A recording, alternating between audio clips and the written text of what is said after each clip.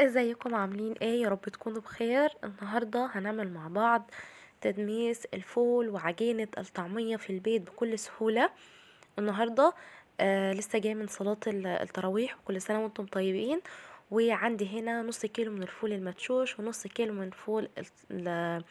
الفول المدمس. بنجيبه من عند العطار، وهندمسه النهارده بطريقه سهله جدا. وازاي يكون معانا الفوله معانا تكون مزبده وتكون طريه معانا وتكون حلوه كمان، ما يكونش لونه اسود ويكون لونه اصفر كده وحلو. وهنعمل كمان عجينه الطعميه في البيت في كل سهوله. وقبل ما نبتدي في الفيديو نصلي على رسولنا الكريم ونحط لايك للفيديو، ويلا نشوف هندمس الفول ازاي ونعمل عجينه الطعميه. اول حاجه عندي هنا نص كيلو من الفول المدمس اللي احنا بندمسه، وبيكون معانا بالشكل ده كده. بعد كده من قبلها بيوم بننقع الفول بالطعميه او فول اللي احنا هندمسه. بتكون الحبايه معايا لسه صغيره كده. وبعد كده بنبتدي ان احنا ننقيه لو في اي حاجه مش نظيفه. وبعد كده عندي هنا نص كيلو من فول المدشوش فول الطعميه، برضو بننقيه لو في اي حاجة مش نظيفة بنبتدي ان احنا نشيلها. وبعد كده بيكون معانا بالشكل ده. بعد كده هنزل على الفول بالمية، بمية كمية مية حلوة كده علشان هيبدأ ان هو ينفش والحباية معايا تبدأ. بعد كده بتكون ده كده شكل حبة الفول من قبل ما احنا ننقعها، وهنشوف مع بعض لما يتنقع بيكون شكله عامل ازاي. بعد كده ده كده تاني يوم الحباية معايا بتكون بدأت ان هي تنفش وتكبر كمان. بتكون معانا بقت طرية، فبالتالي ما تاخدش وقت كتير في ان هو يستوي معايا على النار.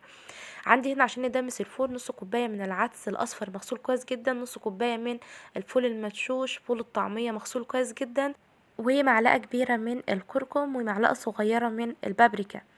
اول حاجه نزلت عندي هنا بالفول بعد لما نقعته وغسلته كويس جدا.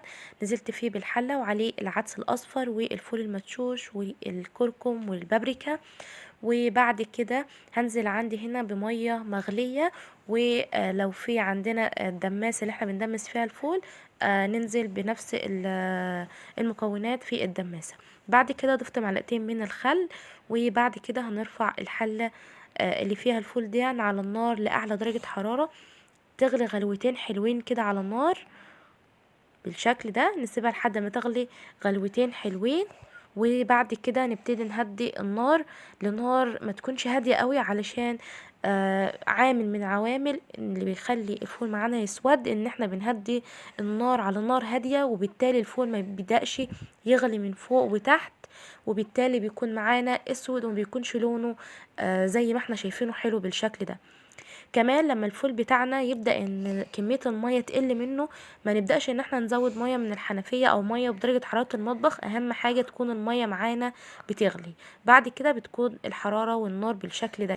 بعد كده هنسيبه على النار لحد لما يستوي كويس جدا. هو خد حوالي معايا من ساعة ونص لساعتين، وبقى معانا حلو بالشكل ده، حلو جدا و زي الزبدة بالظبط، حلوة جدا. وده كده شكل الفول، مسودش معانا، كمان لونه حلو، وحباية الفول معايا طرية مش ناشفة والقشرة بتاعتها ناشفة، لا معايا طرية ومزبدة وطعمها حلو جدا. وبعد لما بيستوي بنضيف له الملح وبيكون معانا بالشكل ده كده. كمان مية الفول معانا ميته مش خفيفة، بتكون إلى حد ما تقيلة وحلوة جدا بالشكل ده. بعد كده عشان نعمل طبق فول يكون طعمه حلو جدا وزي ما بنشتريه من بره، هنعمل الدقة اللي احنا بنشتريها مع الفول، اللي هي دقة الطحينة.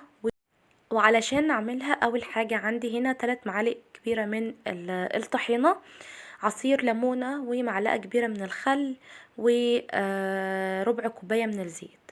وده كده شكل الفول اللي احنا عملناه بطريقة سهلة جدا وبسيطة، كمان لونه حلو معانا.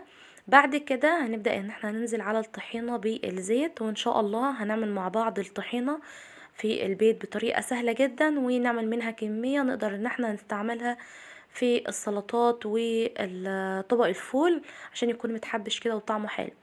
وبعد كده عصير ليمون. وبعد كده هضيف ملح عندي هنا كزبرة ناشفة لسه فريش كده وحلوة، كانت صحيحة، وبعد كده بنحمصها على النار وبنطحنها في الكبة او في المطحنة لحد لما تكون معانا ناعمة بالشكل ده. بتكون ريحتها قوية وطعمها احلى جدا في اي حاجة احنا بنحب نحط فيه كزبرة. بعد كده نبدأ ان احنا نخلط كل المكونات دي، وضفت معاه كمون. وبعد كده بناخد الخليط ده وننزل فيه بإزازة او اي حاجة عندنا، ونبدأ ان احنا نرجه كويس جدا وكل المكونات تمتزج كويس جدا مع بعض. وده كده دقة الفول بتكون الى حد ما بالقوام ده كده، ولا خفيفة قوي ولا تقيلة، وبتكون معانا بالشكل ده. بعد كده نقدر ان احنا نعبيها في برطمان او في ازازة ونحطها في التلاجة. وبعد كده لما نيجي نعمل الفول اهم حاجة نرج الازازة علشان الزيت بتاعنا بيبدأ ان هو يفصل. وبعد كده نبدأ ان احنا ننزل بقى على طبق الفول، وبالطريقة دي بتكون طبق الفول طعمه حلو جدا. وده الفول اللي احنا عملناه. بعد كده الفول لو احنا حابين ان احنا نفرزه، بنبتدي ان احنا نعبيه في اكياس بلاستيك بالشكل ده كده. ولكن انا ما بحبش ان انا عندنا في البيت ما بنحبش ان احنا نفرز الفول والطعمية. ولكن انا بعمل الفول وبعد كده بعبيه في بولة محكمة الغلق وبدخله التلاجة. اليوم اللي بنعمل فيه السحور هنبدأ اطلع البولة واخد منها واخلطه في الخلاط، وبيكون معانا باللون وبالقوام الحلو ده كده. وبيكون ساعتها جاهز، ولا ان انا ادخله الفريزر. ولكن لو حابين تدخلوه الفريزر وهو لسه صحيح ما ضربناهوش في الخلاط، او ضربناه في الخلاط، الاتنين عادي. ونعبيه في اكياس بلاستيك وندخله الفريزر. بعد كده عندي هنا دقة الفول، وبعد كده نعمل عجينة الطعمية. عندي هنا الفول المدشوش قبل ما بننقعه بيكون بالشكل ده، ولما بننقعه بيزداد حجمه وبيتضاعف، وحباية الفول بتكون نفشت وكبرت، وبالتالي تكون معانا طرية، ما بتكونش لسه ناشفة. ولما بتتخلط في الخلاط بتتخلط بكل سهولة. بعد كده عندي هنا كرات وتوم وبصل وخضرة. بس اهم حاجة في الطعمية ان احنا ما نضيفش خضرة كتير. الخضرة هي اللي بتغمق لون الطعمية، فبالتالي احنا بنحط حاجة بسيطة من الخضرة بس، بقدونس او كزبرة، وانا بفضل الكزبرة. جالي قبل كده كومنت ان احنا ممكن نقدر عادي في الطعمية نعمل مكان الكرات خضرة عادي جدا، ولكن ما نضيفش خضرة كتير عشان تكون معانا الطعمية حلوة. بعد كده خدت هنا كمية من الفول على قد استعمالي اليومي. تمام.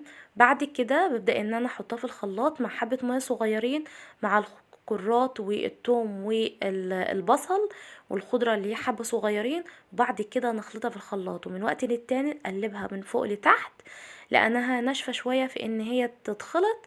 نضيف كمية من المية حبة بحبة لحد لما تلف معانا في الخلاط وتكون معانا ناعمة بالشكل ده. بعد كده عامل مهم جدا في ان الطعمية بتاعتي لما نيجي نشكلها ونحمرها في الزيت ما تفكش، ومقدار ما نحمرها وننزلها في الزيت نلاقيها فتحت وفكت معانا. ايه هو ان احنا لما بنخلط الطعمية بتاعتنا نبدأ ان احنا نحطها في مصفى تكون فتحاتها ضيقة. لو فيها اي نسبة مية زيادة هتبتدي تنزل، وبالتالي هتكون معانا العجينة متماسكة، نقدر ان احنا نمسكها في ايدينا وتكون يابسة شوية في ان احنا نقدر ان احنا نحمرها ونقدر ان احنا نشكلها. بعد كده حابين تفرزوا الطعمية بالشكل ده، هنبدأ ان احنا نعبيها في اكياس بلاستيك وندخلها الفريزر.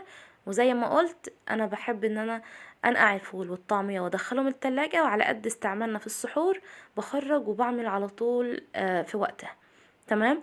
بعد كده لما خلصت العجينة بضيف عليها ربع معلقة صغيرة من البيكنج صودا اللي هي الكربوناتو، وملح وكمون وكزبرة ناشفة. تمام. وبعد كده بنخلطها مع بعض كويس. بعد لما بنخلطهم كويس جدا بنرش في الاخر كده على العجينة من فوق رشة من السمسم ورشة من الكزبرة الناشفة، عشان لما نيجي نشكل الطعمية تكون عليها من بره سمسم وكزبرة، وبالتالي تكون طعمها حلو معايا. وعندي هنا اللي عملنا الفول وعملنا عجينة الطعمية وعملنا دقة الفول بطريقة سهلة جدا نقدر ان احنا نعملها في البيت لأحلى سحور. وكل سنة وانتم طيبين، و حابين تفرزوها فرزوها.